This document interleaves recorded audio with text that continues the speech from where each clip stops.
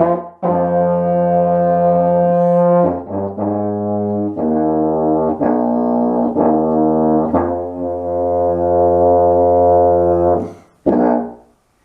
afternoon. It's Friday, April 17th, 2020. It's International Bat Appreciation Day. Costco worker helps. Have you ever lost money when you were shopping? Yeah. I bet you didn't get it back. That's right. Well, this Costco worker found $194 and found its rightful owner. Let's get some more information. A Costco worker in Houston became famous online for her kind deed. She tracked down a customer who nearly lost $194 in cash behind a store. Ooh. The worker named Christina noticed a shopper left his change behind. Christina found the shopper's information through his store membership. Then she called the man named John.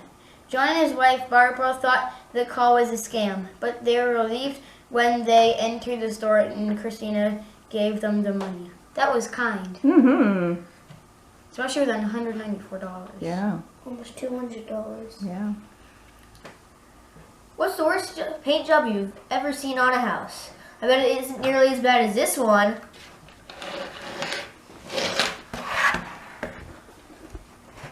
That's pretty bad.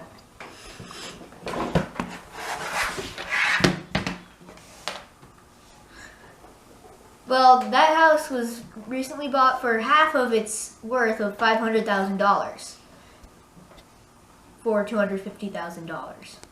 I bet it would have gone for more if it weren't for the coloring. Mm-hmm. The new owner is power cleaning the crazy paint away to restore the house to normality. It's a good thing that the neighbors won't have to endure that eyesore anymore. That's one no longer crazy house.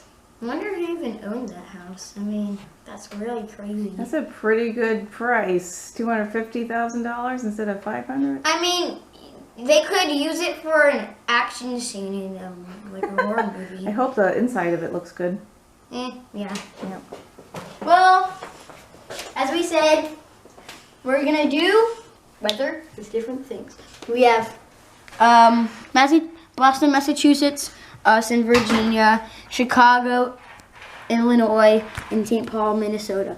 We've done all of these because they have relatives. We have relatives. We have relatives that live in all of these places. In St. Paul during Easter, it was snowing. Woo!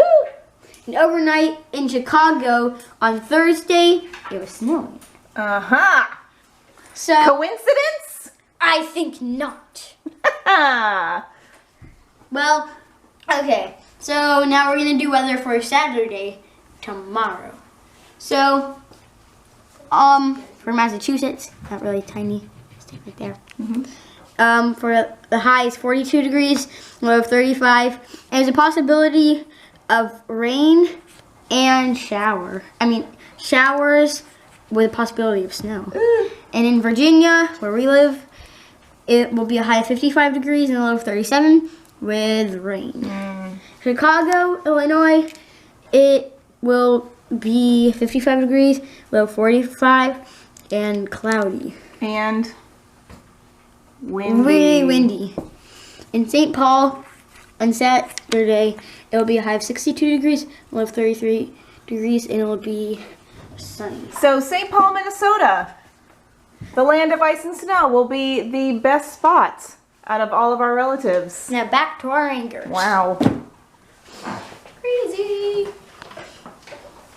Questions from Gen Xers. Our third generation that we have received a question from is Gen X. Woohoo! Go Gen X! Let's hear the question. Hi, I have a question. So I want to know more about the tuba. What is the lowest note that the tuba can play?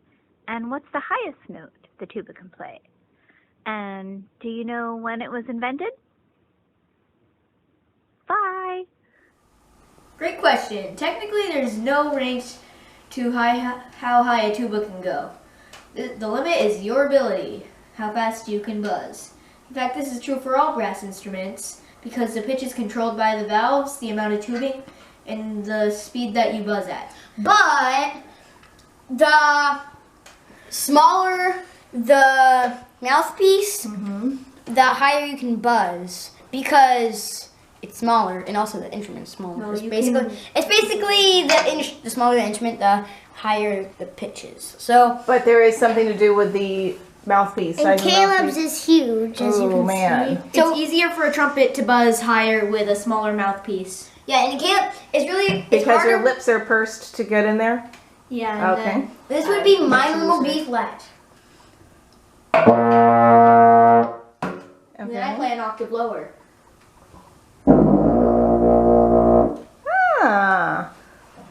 But Caleb can also play my B flat, but it's like an octave higher than he usually plays. How do you do that, Caleb? I buzz my lips faster. Buzz your lips faster. Okay.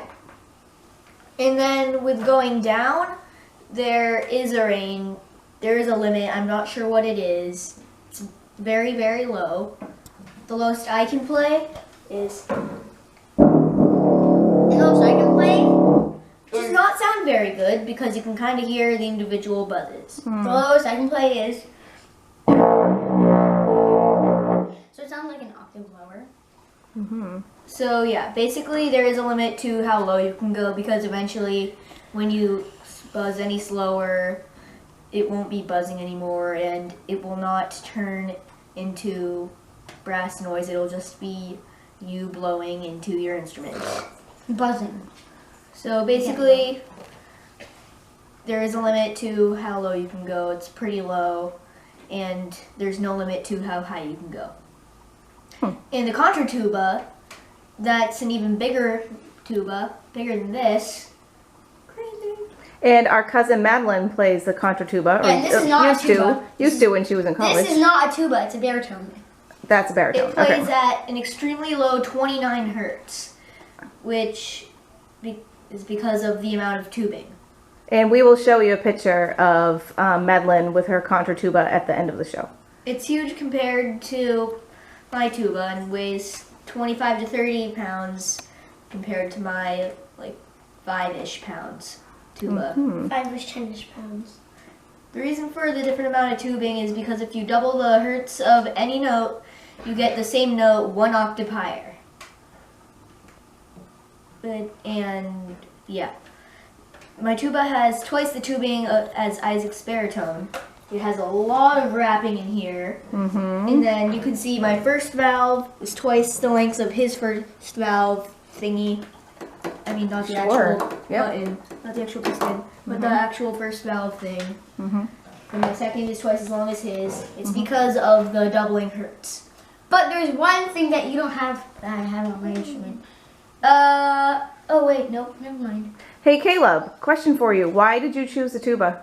So I could still bike to school. You bike to school with that tuba? No, I have a home tuba and a school tuba, and I bring my mouthpiece back and forth. Awesome. Same with mine. Awesome. So, and this is probably the easiest in the brass family because you have to buzz your lips at a medium pace. Trumpets have to buzz really high to get high notes, and Caleb just has to buzz lower. So it's probably the easiest one. Okay, now Caleb, when you came home with your tuba, I was expecting the one that you wear like around your body. That one's called a sousaphone. The marching tuba is called a sousaphone because of the band leader John Philip Sousa.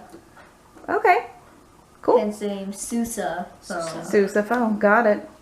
And as for the last part of the question, the modern tuba was invented in 1835.